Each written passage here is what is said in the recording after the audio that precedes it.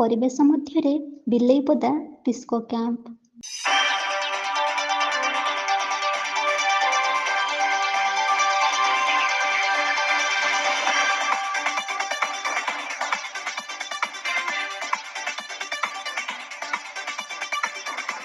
ସବୁଜ ବନାନୀର ସୁନ୍ଦର ପ୍ରକୃତି ରାଣୀ ଏବେ ବଳି ପଡ଼ିଯାଇଛି ରତ୍ନଗର୍ଭା ଖଣି ଖାଦାନ ମଧ୍ୟରେ।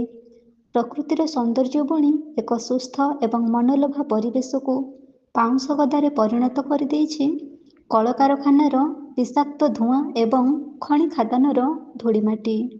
ଧରିତ୍ରୀ ମାଟି ଗର୍ଭରୁ ସିନା ଖଣିଜ ପଦାର୍ଥ କାଢ଼ି ରାଜସ୍ୱ ବଢ଼ାଇ ଦେଉଛନ୍ତି, କିନ୍ତୁ ପ୍ରକୃତିର ଅଳଙ୍କାର କୁହାଯାଉଥିବା ସବୁଜ ବନାନୀ ଧୀରେ ଧୀରେ ଅସ୍ତିତ୍ୱ ହରାଇ ବସୁଛି। ସେମିତି ଏକ ଖଣି ଖାଦାନ ଭରା କେନ୍ଦୁଝର ଜିଲ୍ଲା ଜଡ଼ା ଅଞ୍ଚଳର ବିଲେଇପଦାରେ ଥିବା ଟିସ୍କୋ କ୍ୟାମ୍ପ ସୃଷ୍ଟି କରିଛି ଭିନ୍ନ ଏକ ପରିବେଶ। ଟିସ୍କୋ କ୍ୟାମ୍ପ ଭିତରକୁ ପଶିଗଲେ ଜଣାଯାଏ ପ୍ରକୃତି ରାଣୀ ସତେ ଯେମିତି ହାତ ଠାରି ଡାକୁଛି। ସୁନ୍ଦର ପରିବେଶର ଏକ ମନଲୋଭା ପରିବେଶ ସମସ୍ତଙ୍କୁ ଆକୃଷ୍ଟ କରି ବାନ୍ଧି ରଖିପାରିଛି। ଟିସ୍କୋ କମ୍ପାନୀରେ କାର୍ଯ୍ୟରତ ଥିବା କର୍ମଚାରୀମାନେ ଭୁଲି ଯାଉଛନ୍ତି ଖଣି ଖାଦାନ ଅଞ୍ଚଳରେ ପ୍ରକୃତି ରାଣୀ ଲୁହ ଝରାଉଥିବା ଦୃଶ୍ୟ।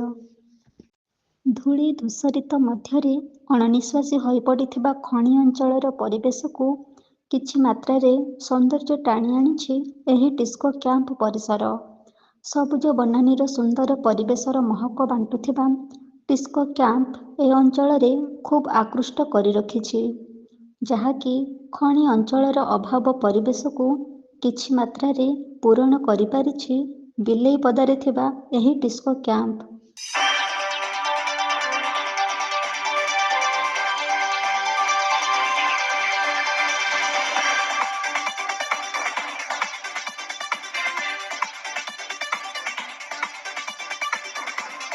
କେନ୍ଦୁଝରରୁ ବାସୁଦେବ ସିଂଙ୍କ ରିପୋର୍ଟ, এবি ନ୍ୟୁଜ୍।